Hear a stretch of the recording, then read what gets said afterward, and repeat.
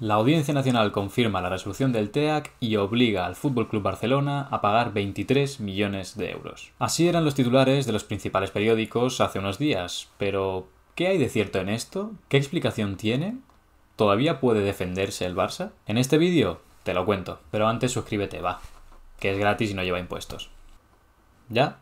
Pues venga, seguimos. En junio de 2020, el Tribunal Económico Administrativo Central, que es un órgano administrativo que se encarga de conocer de asuntos fiscales, resolvió en contra del Barça condenándole al pago de ciertas cantidades. En concreto, dijo que el Barça tendría que pagar 8,7 millones de euros en concepto de deuda tributaria, es decir, de impuestos que en algún momento debió ingresar, pero que por el contrario no ingresó, y en concepto de sanción se le impuso pagar 3 millones por el año 2012, 4,3 millones por el año 2013, más de 5 millones por el año 2014 y prácticamente 1,5 millones de euros por el año 2015. Entonces el Barça recurrió a la Audiencia Nacional, que este ya sí es un tribunal, un órgano judicial como tal, y este órgano judicial lo que hizo hace poco es precisamente confirmar la decisión del TEAC. Es decir, vino a confirmar que el Barça efectivamente tenía que pagar las cantidades que se le habían exigido. Pero todo esto, ¿por qué? ¿Por qué de golpe el Barça tiene que pagar más de 20 millones de euros en impuestos y sanciones? ¿Tiene alguna explicación? Pues bien, el caso resumidamente era el siguiente. Para entender el caso debemos tener en cuenta en primer lugar qué sujetos van a entrar en juego.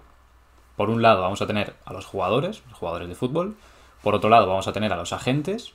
Y por último vamos a tener evidentemente al club, al Barça como persona jurídica, como ente. Al parecer el Barça estuvo realizando ciertos pagos a los agentes de los jugadores a cambio de unos teóricos servicios que estos agentes estarían prestando directamente al Barça. No a los jugadores, sino directamente al Barça como club. Esto aparentemente no debería ser ilegal. Al final, un club está recibiendo un servicio de un agente, como tal, por este servicio el club le paga al agente y hasta aquí todo correcto. Un servicio como otro cualquiera que una empresa o una persona jurídica, digamos, contrata a un profesional. Pero aquí, tanto el TEAC como por lo visto la Audiencia Nacional interpretan que esta no es la realidad. La versión de estos órganos es que en realidad este supuesto servicio que los agentes dan al Barça como tal, al club como persona jurídica, no existiría, sino que realmente estos agentes únicamente estarían prestando servicios a los jugadores, como personas físicas, de manera individual a cada uno de ellos. Con lo cual entienden que estos pagos que el Barça estuvo realizando a los agentes son en realidad una manera encubierta de pagarle a los jugadores una parte de su sueldo, pero haciéndolo de una manera que al Barça, a efectos impositivos, le resulta más beneficiosa y por tanto se ahorra pagar dinero a Hacienda. Me explico. Tenemos a los tres sujetos: jugadores, agentes y el Barça.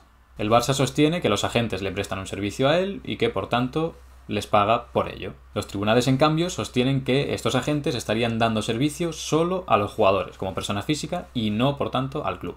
Es decir, quien recibe el servicio del agente, quien es el cliente del agente, es el jugador, cada uno de los jugadores del Barça.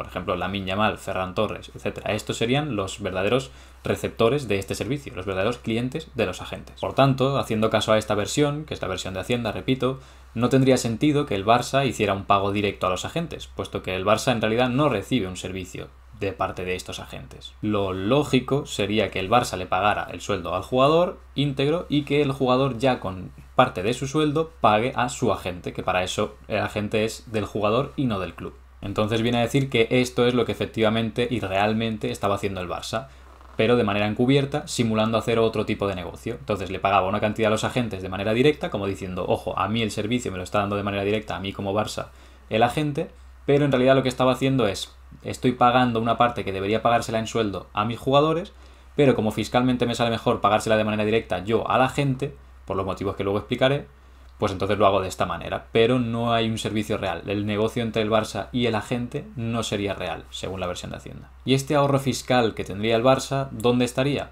Pues estaría principalmente en el hecho de que el Barça, al recibir un servicio supuestamente directamente por parte del agente, que es un profesional, este agente le estaría repercutiendo al Barça IVA, un determinado porcentaje de IVA, y por lo tanto esta cuota de IVA, el Barça, podría deducírsela luego en su propia declaración de IVA a la hora de ingresar una determinada cantidad, la cuota que le toque ingresar, en Hacienda. Es decir, el Barça podría restar estas cuotas que le repercuten los agentes a el cómputo global de las cuotas que él ha repercutido como prestador de servicios o de productos o vendedor de productos a sus clientes, como podría ser, por ejemplo, los aficionados cuando compran entradas. Los aficionados compran entradas, estas entradas pongamos que llevan el 21% de IVA, entonces este IVA se lo pagan al Barça, pero en realidad ese 21% del precio que le pagan al Barça, el Barça deberá ingresarlo en Hacienda. Pero ¿qué pasa? Que si tiene por otro lado otras cuotas que otros le han repercutido al Barça,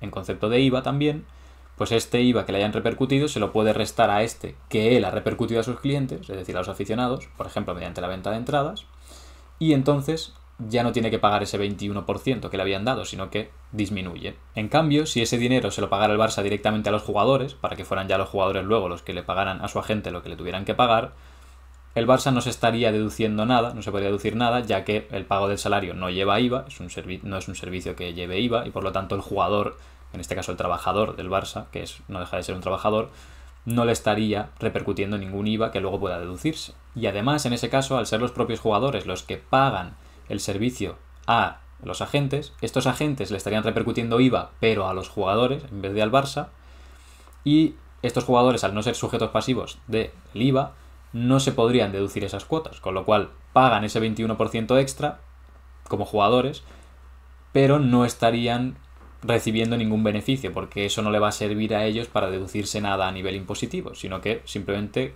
al ser el consumidor final, cargan con el coste directamente de tener que pagar el IVA. Este sería a grandes rasgos el caso y lo que argumentan por un lado Hacienda o los tribunales y por el otro el Barça, defendiéndose como club, lógicamente. No obstante, cabe decir que el Barça todavía tiene opciones, todavía se puede defender, ya que todavía cabe recurrir en casación ante el Tribunal Supremo y por tanto la decisión de la Audiencia Nacional, mientras se recurra y no se les pase el plazo, no es firme, no es definitiva, digamos. Y de hecho, el propio club emitió un comunicado diciendo que sí que iban a recurrir ante el Tribunal Supremo y que no entendían cómo la Audiencia Nacional había dictado lo que había dictado, prescindiendo, es decir, sin hacer caso a la reciente jurisprudencia precisamente del Tribunal Supremo.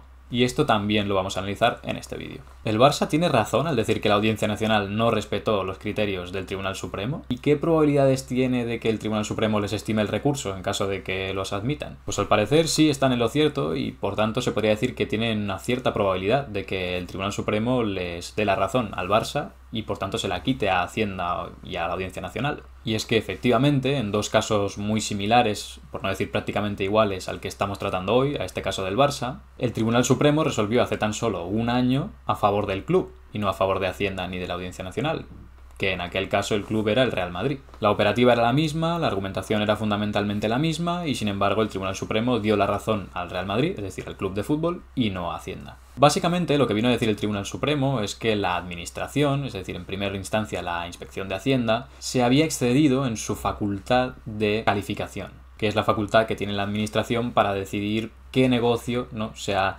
realizado efectivamente, para decir esta realidad jurídica, qué negocio es realmente, ¿no? Por ejemplo, estamos hablando de una compraventa o estamos hablando de una donación. ¿De qué estamos hablando, no? Califica esa realidad jurídica y le otorga un nombre concreto para decir esta realidad jurídica es este negocio jurídico. Pues el Tribunal Supremo dijo que se había excedido en el uso de esta facultad, había ido más allá de donde podía ir, porque había pasado por completo del negocio que las partes decían haber realizado, es decir, este negocio que decíamos también que era el mismo caso del Barça, de que el club, en este caso el Real Madrid, le pagaba directamente a los agentes por un contrato de intermediación y unos servicios que sí que había recibido el Real Madrid, y había atribuido la finalidad de todo ello y la causa del pago que hace el club a los agentes y demás, lo había atribuido todo al hecho de la existencia de un segundo contrato, que sería ese contrato existente entre jugadores y agentes, que efectivamente es un contrato existente, pero que digamos que se había ido demasiado allá en esa interpretación, prescindiendo totalmente del negocio que tenían agente y club